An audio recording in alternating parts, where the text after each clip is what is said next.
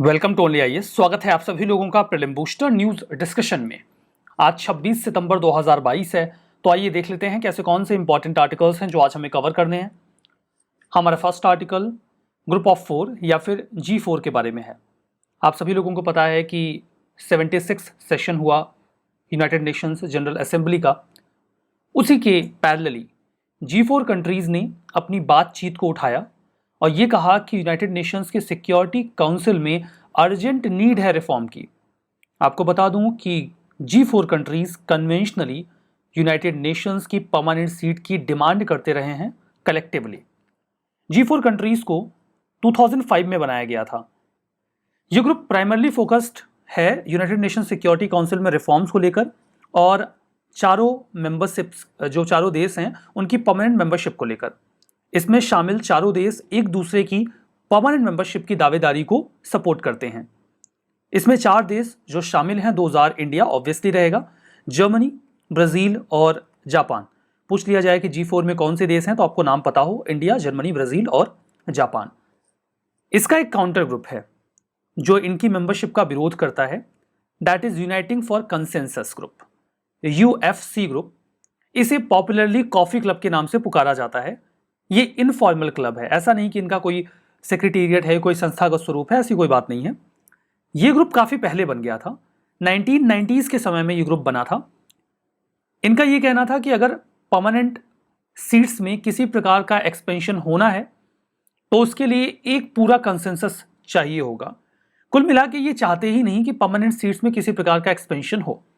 इसका कारण ये है क्योंकि इसमें शामिल देश इस बात को लेकर श्योर हैं कि अगर एक्सपेंशन होगा तो उन्हें तो सीट नहीं मिलेगी और जिसे मिलेगी हो सकता है उसको लेकर इन्हें आपत्ति हो। इस ग्रुप को लीडरशिप दी जाती है इटली के द्वारा। 2005 में जब G4 कंट्रीज बनी तो इन्होंने G4 नेशंस का विरोध करना शुरू कर दिया। हालांकि ये देश इंडिपेंडेंट तौर पर तो उसके पहले भी डिमांड रेज करते ही रहे हैं परमानेंट सीट के लिए, तो वो उसके पहले इंडिविजुअली उनको अपोज करते थे। लेटर ऑन G4 कंट्रीज का विरोध UFC के द्वारा किया जाने लगा। इसमें जो कंट्रीज शामिल हैं 2000, Italy, Spain, Malta, San Marino, Pakistan, South Korea, Canada, Mexico, Argentina, Colombia और टर्की। यहां पे पाकिस्तान है जो इंडिया के बिड को अपोज करेगा, ये बात तो बिल्कुल साफ हो गई UFC को लेकर। हमारा नेक्स्ट आर्टिकल मछलीपट्टनम सी पोर्ट के बारे में है। मछलीपट्टनम जो कि कृष्णा डिस्ट्रिक्ट में है आंध्र प्रदेश के, वहां पर एक सी पोर्ट प्रपोज्ड है। अब सी पोर्ट बनाया जाने वाला है तो हो सकता है कि उससे जो कोस्टल इकोलॉजी है वो प्रभावित हो, इसीलिए कोस्टल रेगुलेशन जोन का क्लियरेंस चाहिए होता है। हाल फिलहाल में national centre for sustainable coastal management ने कोस्टल रेगुलेशन जोन क्लियरेंस दे दिया है, मतलब मछलीपट्टनम सी पोर्ट बनने का रास्ता साफ हो गया है। ये देखिए आंध्र प्रदेश का जो कोस्टल एरिया है वो दिखाया गया है और यहाँ पर अगर आप देखें तो ये जो लोकेशन है ये मछलीपट्टनम की है जहाँ पर ये सी पोर्ट प्रपोज्ड है। इसका कामकाज इनफैक्ट फंडामेंटली तो स्टार्ट हो गया था बट अभी बनने में समय है। तो ये आंध्र प्रदेश के कृष्णा डिस्ट्रिक्ट में है। मसूलीपट्टनम, मछलीपट्टनम या बंदर जो भी आप कहना चाहें। म्युनिसिपल कॉरपोरेशन एक प्रकार का मछलीपट्टनम है और एडमिनिस्ट्रेटिव हेडक्वार्टर भी है कृष्णा डिस्ट्रिक्ट का। काफ़ी पुराना पोर्ट टाउन रहा है ये। यूरोपियन ट्रेडर्स जब आए तो उन्होंने अपनी कंपनीज को लगाना शुरू किया 16th सेंचुरी के आसपास। काफ़ी मेजर ट्रेडिंग पोर्ट रहा ये पुर्तगीज़ के लिए, ब्रिटिशर्स के लिए, डच के लिए, फ्रेंच के लिए 17th सेंचुरी के समय में। मछलीपट्टनम सी पोर्ट का फाउंडेशन तो देखिए 2008 में रख दिया गया था, उसके बाद फॉरवर्ड प्रोसीजर में से डाला गया। जो प्रपोज्ड डीप सी पोर्ट है ये बे ऑफ बंगाल में ओपन होगा।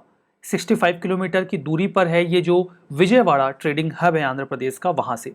आंध्र प्रदेश मैरीटाइम बोर्ड यानी कि APMB ने 2 फेज में इस पोर्ट को डेवलप करने का प्लान बनाया हुआ है। हमारा next article Asian palm oil alliance के बारे में है। यह अलायंस हाल फिलहाल में बना है। इस प्रकार के अलायंस अगर बनते हैं तो आपके लिए जरूरी है कि आप इन पर ध्यान दें, बिकॉज प्रश्नों के आने की संभावना रहती है। जो एडिबल ऑयल इंडस्ट्री एसोसिएशंस हैं 5 major palm oil importing countries के, उन्होंने इसे बनाया है। ध्यान दीजिएगा ये उन कंट्रीज का ग्रुप है जो पाम ऑयल को इंपोर्ट करते हैं, खरीदते हैं। अक्सर ऐसे ग्रुप्स उनके द्वारा बनाए जाते हैं जो उसे एक्सपोर्ट करते हैं। यहाँ पे खरीदने वाले देशों ने जो एशिया के हैं ये अलायंस बनाया है। इसमें शामिल हैं इंडिया, पाकिस्तान, श्रीलंका, बांग्लादेश और नेपाल। काफी स्ट्रेंज है ना कि इंडिया भी है और पाकिस्तान भी है, बिकॉज दोनों ही पाम ऑयल के अच्छे कंज्यूमर हैं। तो ये सभी लोग एक साथ आए हैं, उन्होंने एशियन पाम ऑयल अलायंस बनाया हुआ है, जिसे आप अपोआ कह सकते हो शॉर्ट में। अब क्वेश्चन आएगा ना, और इंडिया के साथ पाकिस्तान दे देगा, तो अगर किसी ने पढ़ा है तो उसको तो पता है कि हाँ पाम ऑयल अलायंस में पाकिस्तान है, और जिसको नहीं पता है उसको गेस लगाना होगा, तो लोग पहले ही क्रॉस कर देंगे, प्राइमा फेसिया क्रॉस कर देंगे कि इंडिया पाकिस्तान के साथ मिलकर तो अलायंस नहीं बनाएगा, बट अलायंस है। इंडिया, पाकिस्तान, श्रीलंका, बांग्लादेश, नेपाल, जानते रहिए इन 5 देशों के नाम एकदम ध्यान से। जो अपोआ है इसका ऑब्जेक्टिव ये है कि जो इकोनॉमिक और बिजनेस इंटरेस्ट है पाम ऑयल कंज्यूमिंग कंट्रीज का, उसको प्रिजर्व किया जाए। क्योंकि पाम ऑयल का प्रोडक्शन आप देखोगे ना तो 2 देश मेजरली करते हैं, इंडोनेशिया और मलेशिया। अब इसके बाद वो प्राइस वगैरह अपने हिसाब से डिसाइड कर सकते हैं। ऐसी स्थिति में जो कंज्यूमिंग कंट्रीज है उन्हें एक साथ आना होगा ताकि उनके इंटरेस्ट बचे रहें। तो ये लोग कुल मिला के काम करेंगे कि ऐसी कंट्रीज जो पाम ऑयल का कंजम्पशन करती हैं उनके इंटरेस्ट प्रिजर्व रहें, उनके हित प्रभावित ना हो। जो अलायंस है वो इस बात पर प्रयास करेगा कि पाम ऑयल को एक हाई क्वालिटी, इकोनॉमिकल और हेल्दी वेजिटेबल ऑयल के तौर पर ही रिकॉग्नाइज किया जाए। जो पाम ऑयल को लेकर उसकी एक नेगेटिव इमेज है उसे दूर किया जाए। देखिए, पाम ऑयल को लेकर यह बात पब्लिक डोमेन में रहती है मेजरली कि यह नुकसानदेह है हेल्थ के लिए। जो रिफाइंड ऑयल आप खरीदते हो ना, लाइट येलो कलर का, और उसमें पूड़ियां तल के हम लोग खाते हैं, तो कहा जाता है कि नुकसानदेह है। नुकसानदेह इसलिए है बिकॉज इसमें सैचुरेटेड फैट पाया जाता है और ये हार्ट डिसीज कॉज करता है। इसीलिए लगातार ये बात चलती है कि पाम ऑयल को कम कंज्यूम किया जाए। तो दे आर मेजरली इस बात को लेकर कंसर्न है कि इसकी निगेटिव इमेज को दूर किया जाए। जो मेंबरशिप है अपोआ की, इसे आगे चल के एक्सपेंड भी किया जा सकता है, जिसमें उन कंपनीज या इंडस्ट्री बॉडीज को शामिल किया जाएगा जो पाम ऑयल के प्रोडक्शन या रिफाइनिंग में शामिल हैं।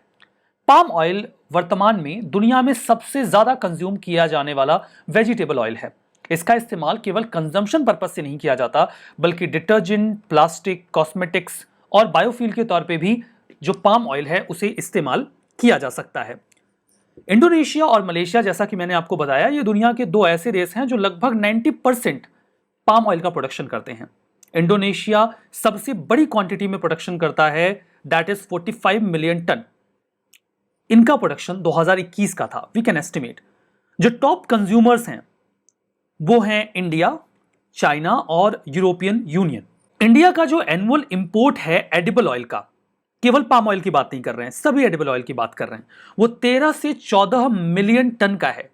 हम इंडिया में एडिबल ऑयल कंज्यूम नहीं करते, हम उसमें नहाते हैं, उसकी डुबकी लगाते हैं। हमारी फूड हैबिट ऐसी है कि ऑयल उसका इसेंशियल पार्ट है, उसके बिना तो हमारा काम चल ही नहीं सकता। अभी जो 13 to 14 मिलियन टन हम कंज्यूम करते हैं या उससे ज्यादा कंज्यूम करते हैं, कुछ तो अपने प्रोड्यूस भी करते हैं, ये तो इंपोर्ट का डेटा है। उसमें 8 मीट्रिक टन जो पाम ऑयल है उसे हम इंपोर्ट करते हैं इंडोनेशिया और मलेशिया से। बाकी जैसे सोया या सनफ्लावर ऑयल है उसे अर्जेंटीना, ब्राजील, यूक्रेन और रशिया से इंपोर्ट करते हैं। एशिया लगभग 40% global palm oil consumption account करता है, जबकि यूरोप 12% पाम ऑयल का ट्रेड करता है। Indonesia, Malaysia biggest palm oil exporter हैं दुनिया के। सरप्राइजिंगली पाम ऑयल के या जो पाम ट्री होता है वो नेटिव नहीं है साउथ ईस्ट एशिया का, वो नेटिव है अफ्रीका का। जब यूरोपियंस ने कॉलोनी बनाई तो उन्होंने अफ्रीकन कॉन्टिनेंट से इस प्रकार के जो पाम ट्रीज हैं उनको इंट्रोड्यूस कर दिया साउथ ईस्ट एशिया में। अब उसके बाद बहुत मैसिव स्केल पर उसे वहां उगाया जाने लगा, तेल निकाला जाने लगा। फर्दर ये भी कहा जाता है कि पाम ऑयल निकालने के लिए जो पाम ट्री प्लांट किए जाते हैं उसके लिए बहुत ज्यादा डिफॉरेस्टेशन होता है, जंगलों की कटाई की जाती है, तो इससे एनवायरमेंट को भी नुकसान पहुंचता है। ये भी कंसर्न्स रेज किए जाते हैं पाम ऑयल को लेकर। तो इंडिया लार्जेस्ट इंपोर्टर है पाम ऑयल का एशिया में, 15% ग्लोबल इंपोर्ट इंडिया कवर करता है, चाइना 9%, पाकिस्तान 4% एंड बांग्लादेश 2%। तो ये सारे देश फिर एक साथ आ रहे हैं। खैर अभी तो इसमें चाइना शामिल नहीं हो सकता, आने वाले समय में चाइना को इसका हिस्सा बनाया जाए। 2021 में पाम ऑयल पे क्वेश्चन आ चुका है। पहला स्टेटमेंट था कि पाम ऑयल ट्री नेटिव है साउथ ईस्ट एशिया का, शुद्ध रूप से गलत है। मैंने आपको बताया कि अफ्रीका का नेटिव है, साउथ ईस्ट एशिया में तो ब्रिटिशर्स या बाकी जो कॉलोनियल पावर्स थी, नॉट जस्ट ब्रिटिशर्स, उन्होंने इसको इंट्रोड्यूस किया वहां पे। पाम ऑयल रॉ मटेरियल है कुछ इंडस्ट्रियल प्रोडक्ट्स जैसे लिपस्टिक और परफ्यूम्स के लिए, ये सही है। पाम ऑयल बायोडीजल के लिए इस्तेमाल हो सकता है, ये भी सही है। So 2 and 3 will be the answer, B इसका सही आंसर था। ठीक है, हमारा नेक्स्ट आर्टिकल लोकटक लेक के बारे में। हाल ही में सेंट्रल ब्यूरो ऑफ कम्युनिकेशन ने under integrated communication and outreach programme organise किया पहला floating photo exhibition Loktak lake में, मणिपुर में। तो मणिपुर में देखिए यहाँ पे है लोकटक लेक। अब यहाँ पे फुमडीज मिलती हैं। फुमडीज एक प्रकार का घास फूस या ऑर्गेनिक मटेरियल का सरफेस तैयार हो जाता है पानी के ऊपर जो तैरता रहता है। तो इसीलिए वहां पर एक नेशनल पार्क है, केबुल लामजाओ नेशनल पार्क, उसे फ्लोटिंग नेशनल पार्क कहा जाता है, दुनिया का एकमात्र फ्लोटिंग नेशनल पार्क है। तो उसमें कुल मिला के फुमडीज हैं, आपको ऐसा लगेगा कि जमीन तैर रही है वहां पे, तो जमीन के पैचेस होंगे, घास फूस उगी रहेगी और वो फ्लोट करते रहते हैं, एक जगह से दूसरी जगह पे जाते रहते हैं। तो उसी का इस्तेमाल करके उन्होंने वहां पे फोटो एग्जीबिशन लगा दिया, तो ये फ्लोटिंग फोटो एग्जीबिशन हो गया, चलता रहता है ये। लोकटक लेक की बात करें तो फ्रेश वाटर लेक है, मणिपुर में है, नॉर्थ ईस्ट में। तो मणिपुर का मैप यहाँ छोटा सा दिया गया है और ये ब्लू कलर में आपको दिखाया गया है लोकटक लेक को। यहाँ पे हंड्रेड्स ऑफ फ्लोटिंग आइलैंड्स आपको दिखेंगे, छोटे छोटे, जिन्हें फुमडीज कहा जाता है। ये मल्टीपल प्लांट स्पीसीज को होस्ट करते हैं। केबुल लामजाओ नेशनल पार्क वहां पे है, दुनिया का एकमात्र फ्लोटिंग नेशनल पार्क।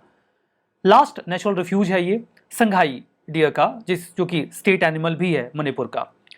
लेक को wetland of international importance Ramsar convention के तहत 1990 में डेजिग्नेट किया गया। चूंकि इसका इकोलॉजिकल कैरेक्टर चेंज हो रहा था, लेक को नुकसान पहुंच रहा था, एंड दैट इज रीजन कि इसे 1993 में प्रिजर्व करने के लिए मॉन्ट्रेक्स रिकॉर्ड में डाल दिया गया।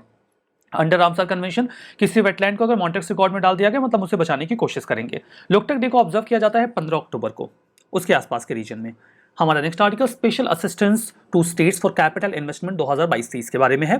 गवर्नमेंट ऑफ इंडिया ने लॉन्च किया इस स्पेशल स्कीम को 2022-23 के लिए। कैपिटल इन्वेस्टमेंट में कुछ ऐसा इन्वेस्टमेंट आप करोगे जो लॉन्ग टर्म हो, जिसमें कुछ ऐसा आप लॉन्ग टर्म इंफ्रा डेवलप करो जो फर्दर इन्वेस्टमेंट को इंसेंटिवाइज करे। इस स्कीम के माध्यम से फाइनेंशियल असिस्टेंस दिया जाएगा स्टेट की गवर्नमेंट्स को। ध्यान दीजिए, जो असिस्टेंस दिया जाएगा वो 50 ईयर्स के इंटरेस्ट फ्री लोन के फॉर्म में होगा। मतलब 50 साल के लिए आपको पैसा मिल गया, यूज करो, 50 साल के बाद आपको उसको चुकाना है, 50 साल के बाद अगर आप लेट करोगे तो इंटरेस्ट लगेगा, नहीं तो नहीं लगेगा। तो कैपिटल इन्वेस्टमेंट प्रोजेक्ट में ये पैसा खर्च होगा। जो लोन प्रोवाइड किया जाएगा इस स्कीम के तहत, वो जो नॉर्मल बोरोइंग सीलिंग होती है, लाइक स्टेट्स को नॉर्मली तो पैसा मिलता है ना सेंटर से, वो 15 फाइनेंस कमीशन की जो रिकमेंडेशन है उसके बेसिस पे ये पैसा उसके ऊपर मिलेगा। अब देखिए ये पैसा किन किन हेड्स में मिलेगा, किन कामों के लिए मिलेगा। पार्ट 1 में देखिए, जो पैसा स्टेट्स को मिलता है अलोकेशन 15 फाइनेंस कमीशन के फॉर्म में, ये पैसा जिस प्रपोर्शन में राज्यों को मिलता है उसी प्रपोर्शन में उनको ये लोन भी मिलेगा। जैसे मान लीजिए कि जो टोटल अमाउंट अलोकेट होना है राज्यों को, एनयूटीज को, उसका 5% किसी को मिलता है, तो जो लोन का अमाउंट ये डिसाइड करेंगे उसी का, उस लोन अमाउंट का 5% उनको दे दिया जाएगा। तो मतलब कितना किसको देंगे, ऐसा ना हो कि जहां पे रूलिंग पार्टी की सरकार है वहां पे आप ज्यादा पैसा दे रहे हो, जहां पे रूलिंग पार्टी नहीं है वहां पे कम पैसा दे रहे हो। ऐसा होगा फिर तो पॉलिसी मेकिंग पे क्वेश्चंस रेज होंगे ना कि फिर आप इंडिया को होलिस्टिक डेवलपमेंट की ओर कैसे लेके जा रहे हो। तो इसमें कोई विवाद ना हो, सभी को पैसा मिले इक्विवेलेंट तरीके से, इसीलिए वही प्रोपोर्शन डिसाइड किया गया जो 15 फाइनेंस कमीशन में पैसे के एलोकेशन का प्रोपोर्शन है। दूसरा बहुत ही प्राइम एक इनिशिएटिव है पीएम गति शक्ति इनिशिएटिव। इसमें मैसिव इंफ्रा में डेवलप करना है ऑल इंडिया लेवल पे। सरकार ने कहा कि 1 लाख करोड़ रुपीस इसमें खर्च किए जाएंगे। तो पैसा कहां से आएगा ये खर्च करने के लिए? केंद्र सरकार को पैसा देना होगा ना। तो पीएम गति शक्ति से रिलेटेड अगर किसी स्टेट को कोई इन्वेस्टमेंट करना है तो उसके लिए वो यहां से इस स्कीम के तहत लोन ले सकते हैं। प्रधानमंत्री ग्राम सड़क योजना के लिए पैसा चाहिए तो लिया जा सकता है। डिजिटलाइजेशन सरकार प्रमोट कर रही है तो उसके लिए किसी को पैसा चाहिए तो ले सकता है इसके तहत। फर्दर ऑप्टिकल फाइबर का नेटवर्क सरकार चाहती है कि ग्राउंड लेवल तक जाए तो उसके लिए किसी को पैसा चाहिए तो वो ले सकता है। अर्बन रिफॉर्म किसी को करना है, बिल्डिंग बायलॉज बनाने हैं, टाउन प्लानिंग स्कीम डेवलप करनी है, ट्रांजिट ओरिएंटेड डेवलपमेंट करना है, ये सारे काम अगर ये ट्रांसफरेबल डेवलपमेंट राइट्स वगैरह के लिए अगर कोई काम करना है तो फिर उसके लिए पैसा ले सकते हो आप। और 7वां हेड है डिसइन्वेस्टमेंट या मोनेटाइजेशन आप कर रहे हो, आपने किसी पीएसयू को या जो स्टेट पीएसयूज होते हैं उनका डिसइन्वेस्टमेंट किया तो उससे जो एसेट्स आपको मिले आप उसको कैपिटलाइज करना चाहते हो, रिसाइकिल करना चाहते हो, तो खर्चा आएगा, तो उसके लिए भी आप पैसा ले सकते हो। तो इन 7 हेड्स में अगर एसेट डेवलपमेंट हो रहा है या फिर कैपिटल इन्वेस्टमेंट हो रहा है तो इस स्कीम के तहत पैसे लिए जा सकते हैं। हमारा नेक्स्ट आर्टिकल कार्बन डेटिंग के बारे में है। वाराणसी के डिस्ट्रिक्ट कोर्ट में अभी हाल ही में एक पिटीशन गई थी जिसमें यह डिमांड की गई थी हिंदू साइड के द्वारा कि ज्ञानवापी मास्क में जो शिवलिंग है वो कितना पुराना है ये पता लगाने के लिए कार्बन डेटिंग को अलाउ किया जाए। और अभी हाल फिलहाल में वाराणसी के डिस्ट्रिक्ट कोर्ट ने इसकी अनुमति दे दी है। कार्बन डेटिंग क्या होती है? कार्बन डेटिंग एक वाइडली यूज्ड मैकेनिज्म है जिसके माध्यम से हम किसी भी ऑर्गेनिक मटेरियल या लिविंग मटेरियल कितना पुराना है इसकी जानकारी लगा सकते हैं। जब वो डेड हो गया उसके बाद कितना समय बीत चुका है इस बात की जानकारी हम कार्बन डेटिंग के माध्यम से लगा सकते हैं। अब आपके मन में एक सवाल स्ट्राइक किया होगा, वैसे तो देखिए जो गॉडली चीजें हैं उन्हें लिविंग माना जाता है, लेकिन अगर प्रैक्टिकली देखें तो जो शिवलिंग है वो एक स्टोन स्ट्रक्चर है। और अगर कार्बन डेटिंग केवल लिविंग आइटम्स पे यानी कि ऑर्गेनिक मटेरियल पे वर्क करती है तो हम कैसे पता करेंगे कि एक स्टोन स्ट्रक्चर कितना पुराना है? कैसे पता करेंगे? इस सवाल का जवाब मैं आपको जरूर से दूंगा। देखिए कोई भी लिविंग थिंग हो उसमें कार्बन होता है। कार्बन के 2 आइसोटोप वाइडली मिलते हैं, C12 और C14। बात करते हैं C14 की। C14 एक रेडियो एक्टिव आइसोटोप है, मतलब ये डीके करता है, खत्म होता रहता है। और ये किस रेट से खत्म होता है ना ये हमको पता होता है। कैसे पता करते हैं? देखिए जो सबसे ज्यादा आइसोटोप पाया जाता है कार्बन का एटमॉस्फेयर में, दैट इज कार्बन 12 यानी कि C12। एक छोटा अमाउंट कार्बन 14 का भी पाया जाता है। तो जो C12 होता है वो तो देखिए रेडियो एक्टिव नहीं होता, मतलब वो स्टेबल होता है, वो किसी लिविंग बीइंग में जितना है उतना ही रहेगा। लेकिन C14 रेडियो एक्टिव है, तो रेडियो एक्टिव डीके के माध्यम से वो खत्म होता रहता है। कैसे पता करते हैं हम? देखिए प्लांट्स में जो कार्बन है वो फोटोसिंथेसिस के माध्यम से जाता है और एनिमल्स में वो फूड के माध्यम से जाता है। तो जब हम एक्वायर करते हैं कार्बन को एटमॉस्फेयर से, तो हम C14 और C12 दोनों एक्वायर करते हैं और हम उसे उसी प्रोपोर्शन में एक्वायर करते हैं जिस प्रोपोर्शन में वो एटमॉस्फेयर में है। एग्जाम्पल के तौर पे कि अगर हर 100 यूनिट C12 पर 10 यूनिट C14 है, तो इसी प्रोपोर्शन में ये हमारी बॉडी में भी जाएगा। अगर 100 यूनिट C12 हमारी बॉडी में है जो कि स्टेबल है, नॉन रेडियो एक्टिव है, तो 10 यूनिट C14 भी चला जाएगा जो कि रेडियो एक्टिव है। अब ये हमें पता चल जाएगा कि कितना अमाउंट C14 का हमारी बॉडी में प्रेजेंट है। अब समझिए कि एक बार जो कोई लिविंग बीइंग है वो मर गई, कोई प्लांट है, कोई एनिमल है, तो वो अब कार्बन एटमॉस्फेयर से लेंगे तो नहीं, और 100 यूनिट जो कार्बन 12 है वो तो ज्यों का त्यों बना रहेगा क्योंकि इसमें किसी प्रकार का डीके नहीं होगा। लेकिन ये जो 10 यूनिट कार्बन या C14 है ये रेडियो एक्टिव है, तो इसका डीके होगा। ये डीके कितना होता है हमको पता है, 5730 ईयर्स में जो भी अमाउंट है वो घटकर आधा हो जाएगा। मतलब अगर 5730 साल बीत गए तो जो ये 10 यूनिट C14 अवेलेबल है जो रेडियो एक्टिव है, ये घट के 5 यूनिट हो जाएगा। अगर हमें यहां पे 100 यूनिट मिल रहा है लेकिन यहां पे केवल 5 ही यूनिट मिल रहा है, हमको पता है होना चाहिए 10 यूनिट, तो हमें ये पता चल जाएगा कि ये जो भी फॉसिल है ये कम से कम 5730 साल पुराना है, क्योंकि ये हाफ लाइफ है कार्बन 14 की। आपको आइडिया लग गया ना कि कैसे पता करते हैं? प्लांट एनिमल मर जाएगा तो फिर कार्बन 12 या 14 उसमें कोई जो एडिशन है वो तो नहीं होगा। कार्बन 12 स्टैटिक रहेगा, वो कम या ज्यादा नहीं होगा, लेकिन 14 घटेगा क्योंकि वो रेडियो एक्टिव है। वो कितना घटता है कितने टाइम में ये हमको पता है, और उसे कितना होना चाहिए वो हम कार्बन 12 की मदद से पता लगा लेते हैं कि ये इतना है तो कार्बन 12 इतना होना चाहिए, लेकिन हमें मिला सिर्फ इतना, मतलब इतना समय बीत चुका है। तो ये तरीका है पता करने का चेंज के माध्यम से। अब इसका इस्तेमाल हम कई तरीके से करते हैं, हालांकि देखिए नॉन लिविंग थिंग्स में एप्लीकेबल नहीं है। 40,000 से 50,000 साल से ज्यादा समय बीत चुका है तब भी कार्बन डेटिंग काम नहीं आती। फिर कार्बन फंडामेंटली C14 की बात करें तो वो या तो बचता ही नहीं है, डीके होके खत्म हो जाता है, या इतना नेग्लिजिबल बचता है कि हम मेजर नहीं कर पाते। तो इसकी दो लिमिटेशन है, नॉन लिविंग थिंग का पता नहीं लगेगा, और जो 40,000 या 50,000 साल से ज्यादा पुरानी चीजें हैं उनके फॉसिल्स का डेट हम नहीं पता कर सकते कार्बन डेटिंग से। फिर दूसरे मैकेनिज्म इस्तेमाल होते हैं। अब कोई रॉक जो है उसको कैसे पता करेंगे? यहां पे शिवलिंग की बात करते हैं। अगर किसी रॉक स्ट्रक्चर को कहीं पे स्टैब्लिश किया गया है तो ऐसा हो सकता है कि उसके पहले वहां पे कोई लिविंग मटेरियल रहा हो, कोई घास फूस, कोई ऑर्गेनिज्म जो उस पत्थर के स्ट्रक्चर के नीचे दब गया हो। तो आप उस स्ट्रक्चर को हटाकर उस ऑर्गेनिज्म को, प्लांट या एनिमल को निकालिए और देखिए कि उसकी लाइफ कितनी बची हुई है। वो आप कार्बन डेटिंग से पता कर सकते हो। तो अगर आपको उसके नीचे जो ट्रैप्ड इंसेक्ट्स या प्लांट्स हैं जो मर चुके हैं उनकी लाइफ पता चल गई, तो आप कम से कम ये तो पता कर ही सकते हो कि इस स्टोन स्ट्रक्चर को, इन दिस केस शिवलिंग, वहां रखा कब गया। तो कार्बन डेटिंग यहां पर इसी तरीके से काम आ सकेगी। उम्मीद है आप समझ गए। हमारा जो नेक्स्ट आर्टिकल है वो बैंकिंग सिस्टम लिक्विडिटी के बारे में है। For the first time banking system की जो लिक्विडिटी है वो 40 महीनों के बाद डेफिसिट में चली गई है, लॉस की बजाय। अब बैंकिंग सिस्टम लिक्विडिटी का क्या मतलब होता है? बैंकिंग सिस्टम में लिक्विडिटी का मतलब कैश के अवेलेबिलिटी के से है, जिसका डे टू डे फंक्शनिंग में, शॉर्ट टर्म बिजनेस में, फाइनेंशियल नीड्स के लिए बैंक के द्वारा इस्तेमाल किया जाता है। मान लीजिए बैंक के पास पैसे कम हैं, तो बैंक आरबीआई से वो पैसे ले सकता है, और जब बैंक आरबीआई से पैसे लेता है तो बैंक को ब्याज चुकाना पड़ता है। तो किस रेट पर जो बैंक है वो आरबीआई से पैसे उधार लेता है, उसी रेट को कहा जाता है रेपो रेट। आपको पता है ना रेपो रेट कैसे काम करता है? अगर बैंक के पास सरप्लस पैसे हैं तो बैंक आरबीआई को पैसे दे भी सकता है, और जब बैंक आरबीआई को पैसे देता है तो उसे जो ब्याज मिलता है वो रिवर्स रेपो रेट पे मिलता है, और जो पैसे वो आरबीआई से लेता है वो रिवर्स रेपो रेट पे लेता है। तो ये चलता रहता है, मतलब आरबीआई से पैसे लेना और देना। अब कोई एक बैंक तो है नहीं कि जो आरबीआई से पैसे ले या दे रहा है, कई सारे बैंक्स हैं, ठीक है। अब ये सारे बैंक आरबीआई से पैसे लेते और देते रहते हैं, तो एक नेट निकाला जाता है। कुछ बैंक्स ने पैसे लिए और कुछ ने दे दिए, तो एक बैलेंस बना हुआ है। मान लीजिए बैंक्स ने जो पैसा लिया और जो पैसा दिया हमने ओवरऑल निकाला तो निगेटिव मिला, तो कहेंगे कि लिक्विडिटी डेफिसिट चल रहा है। क्योंकि बैंक्स ने पैसे लिए ज्यादा है, दिए कम है आरबीआई को। अगर बैंक्स ने सभी मिला के आरबीआई को पैसे दे ज्यादा दिए हैं लेकिन लिए कम है, तो हम कहेंगे कि सरप्लस चल रहा है लिक्विडिटी का। तो लिक्विडिटी में अभी जो स्थिति है वो डेफिसिट की है, मतलब सारे बैंक्स ने आरबीआई से पैसे लिए हैं अपने शॉर्ट टर्म बिजनेस की नीड को पूरा करने के लिए, और इसी सिचुएशन को बैंकिंग सिस्टम लिक्विडिटी में डेफिसिट कहा जा रहा है।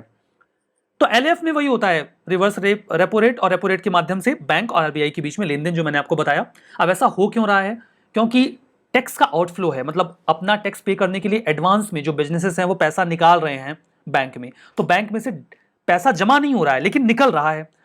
कोविड का समय आया तो आरबीआई ने भी या सरकार ने कोशिश की कि स्कीम्स के माध्यम से लोगों को पैसा दिया जाए, तो बैंक के पास जो कैश का आउटफ्लो है वो कम हुआ।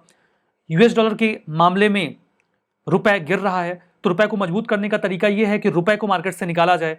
तो अगर पैसा कम हो रहा है तो बैंक्स के पास बिजनेस के लिए पैसे कम बचेंगे, इन दैट केस भी जो लिक्विडिटी है वो डेफिसिट में देखा जा रहा है। अब आइए रिवीजन कर लेते हैं। Group of 4, India, Germany, Brazil और पाकिस्तान। तो पाकिस्तान तो शुद्ध रूप से नहीं है, तो गलत हो गया। मछलीपट्टनम सी पोर्ट कृष्णा डिस्ट्रिक्ट में आंध्र प्रदेश के, सही है। Palm oil India second largest importer है, गलत है, फर्स्ट लार्जेस्ट है, ठीक है, या लार्जेस्ट है सीधा बोलो, तो ये गलत हो गया। Loktak lake fresh water lake है मणिपुर में, ये सही है। तुम्हारा आज का ये सेशन यहाँ पे समाप्त होता है। बहुत बहुत धन्यवाद।